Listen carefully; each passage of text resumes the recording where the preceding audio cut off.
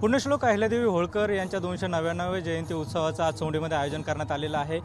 महाराष्ट्रभरातून अहिल्याप्रेमी जे आहेत तर ते चौंडीमध्ये दाखल होताना दिसत आहेत। आपण जर बघितलं तर हे चिमुकले जे आहेत थेट सोलापूरहून चौंडी या ठिकाणी सायकल प्रवास करत आलेले आहेत आणि विशेष म्हणजे यांनी पर्यावरणाच्या संदर्भामधील संदेश देणं असोच रक्तदान श्रेष्ठदान अशा आशयाचे बॅनर्स जे आहेत तर ते सायकलवरती लावलेले आहेत। थेट या चिमुकल्यांशी आपण बोलणार आहोत।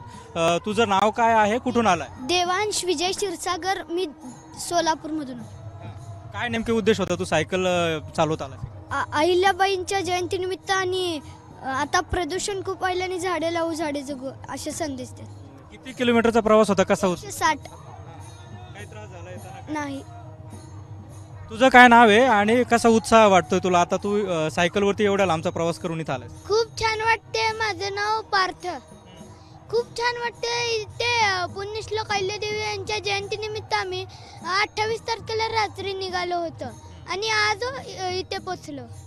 किती किलोमीटरचा प्रवास होता येताना, मग कसं तो अनुभव होता तुझा? खूप छान अनुभव होता। 160 किलोमीटर झालं आमचं।